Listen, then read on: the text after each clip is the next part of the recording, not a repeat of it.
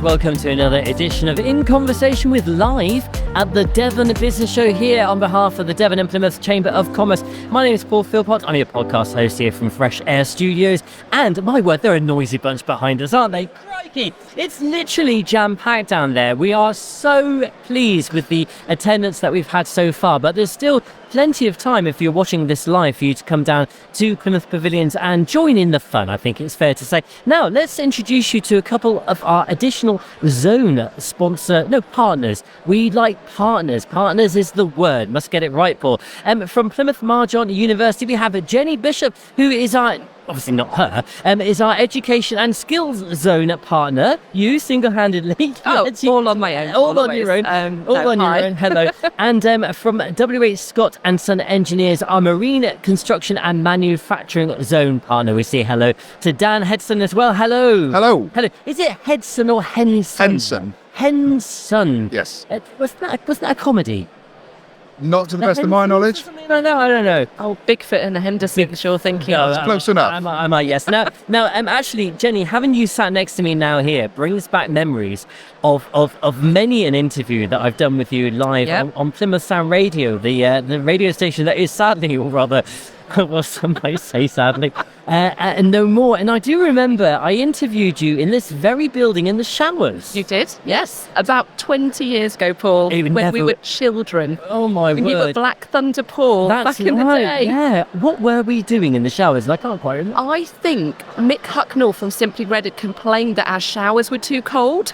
So I think we'd gone to do a funny little skit in the showers to see if that was really true. Yeah. Okay, yeah. I think I can see why. I still have no idea why we did that. But, we did quite a few things that we probably would best be forgotten right now. You're very kindly our partners when it comes to education and skills zone. Why have you chosen to come on board in that way?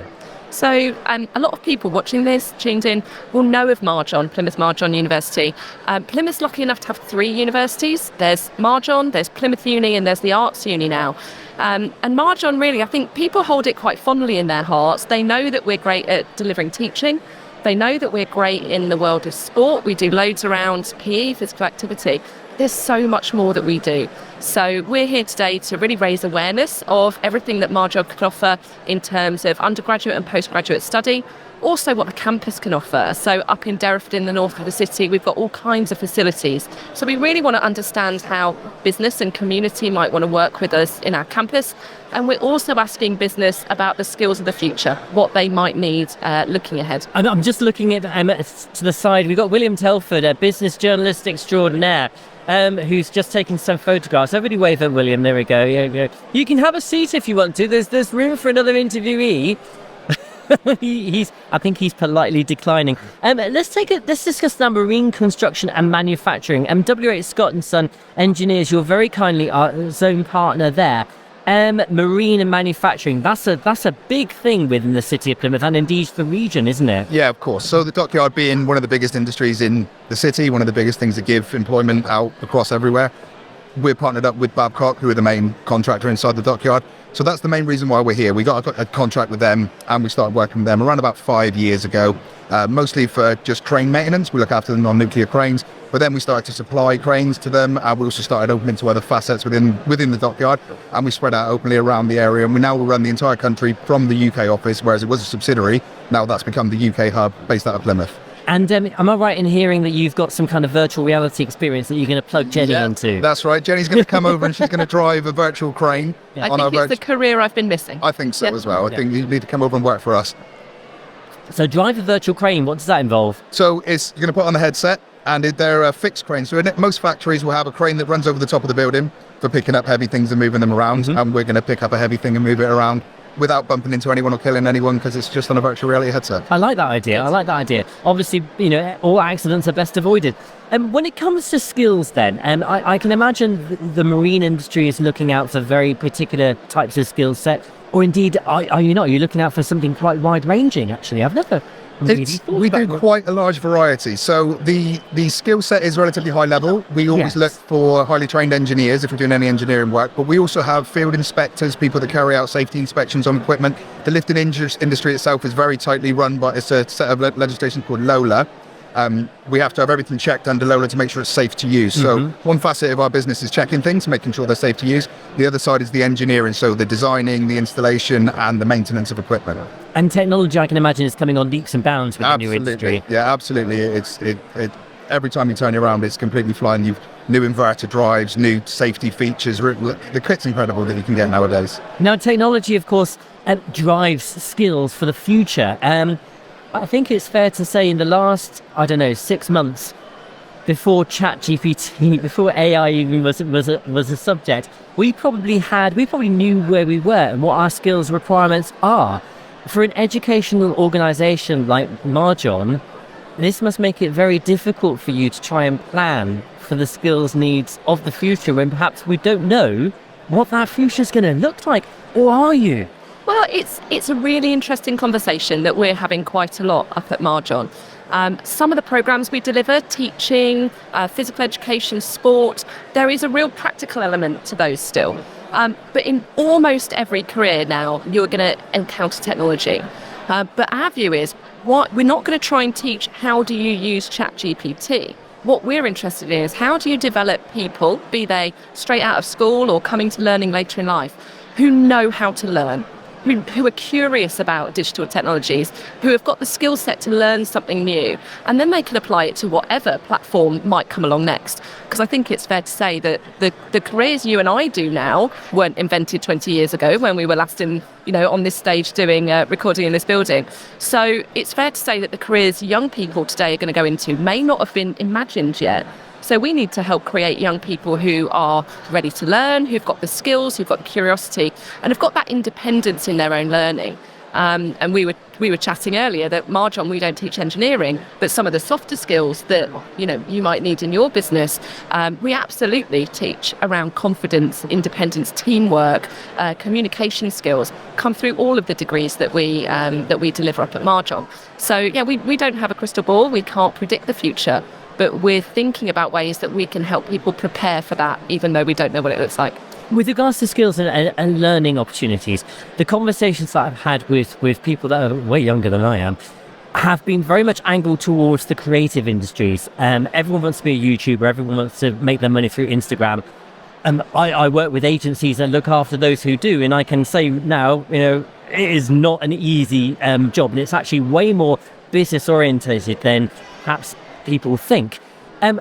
Are you finding within the marine industry and the engineering industry that you're having is there a problem with attracting new talent from that scene of things? Absolutely. The engineering industry as a whole is less attractive than it once was. One of the factors is that the level of training is very high in engineering, and a lot of people go on to office jobs with the qualification they've got, but it leaves a void behind them. There was a delay or a missing area of recruitment. Around about the late 90s, there was a shortage of apprenticeships taken on, which created a big skills gap. So you've got younger lads coming through now, and you've got older lads. That middle area is quite grey. And also a lot of the young lads, they don't really want to go into engineering. As I said, it's much more attractive to be in the entertainment industry, and it seems much more attainable now because everybody can be involved, whereas it seemed unimaginable before. And now people just like you that went to school with you are doing these things. So I think, yes, it's definitely harder to attract people to it because it used to be, that's a good job, let's go for that, with the parents would push for that. But kids have their own ideas now, and they can see a child their age or a person their age making a lot of money. Yes. And doing something they know they can do with their phone. So yeah, that is hard. So where do you find the new talent then? A lot of it's through shopping around. A lot of it is word of mouth. So you have a network of friends and people that you know, and when we're looking for apprentices, the first place I'll go is to my friends, and I'll put on my own Facebook, does anybody have a son who's just about to leave school or a daughter who's just about to leave school? Would they like to come into the industry? You tend to get a lot of interest from the parents who send a disinterested son along who doesn't want to have an interview, but but that's just what being 16 is really, isn't it? I suppose most 16-year-olds don't know what they want to do. We get a lot more interest from 24, 25-year-old lads who haven't been trained yet. They probably realise that it's not going to be so easy to go into other industries, and then they want to start their apprenticeship now. Unfortunately, there's no age gap on age limit on apprentices now, so they can start whenever they want. So that's fine. We tend to find 16, 17-year-olds less than 22, 23, 24-year-old people coming in. Yeah. I'm just going to pick up on something because I noticed you defaulted to lads. Now, obviously, I think it's fair to say sometimes in natural conversation we do default to these things. I do it myself. We all do it. Why is engineering, or does engineering still have an issue when it comes to attracting girls Definitely. and others? There are really good female engineers, fantastic female engineers, and especially we work very closely with Babcock. There's some really good female apprentices coming through there, and they're fantastic. And there's no difference in the skill set and the quality of work or anything. Because I can picture Jenny with a welding uniform on. I really can. Yes, I'm That would look great. I could make that work. If you like a trial, we can come down and we can get you involved. It could be a great good change for you. Exeter University, we're not afraid of plugging other unis. I've done some really great work about women in engineering and really trying to promote girls to consider engineering as a career. And Plymouth-based Ocean City Media, do you know them? Yes, They've created some great absolutely. films Yeah. promoting how girls can have brilliant careers in engineering. I think as the world opens up, as we look at not just our parents and our families, but other influences in our lives, I think girls are being way braver in the careers that they might think of, rather than that really gendered approach from, when I was a child. It's all about having the conversation, isn't it? Yeah. And trying to encourage people at an early age to open their minds. Do you find traditionally when it comes to recruitment that it's family driven? So the son or daughter becomes an engineer because mum or dad was an engineer, that kind of... Yeah, a lot of the times it's also their friends. Sometimes they see their friends become successful in the trade and they think, oh, that's obtainable. A lot of it's to do with what they believe is obtainable. We only go after what we think we can achieve. So they'll see a friend who's did the same as them in school and they're doing well, I'm going to go for that as well, which is great because they tend to be like-minded. And I think that might be part of the reason why not so many girls come into it.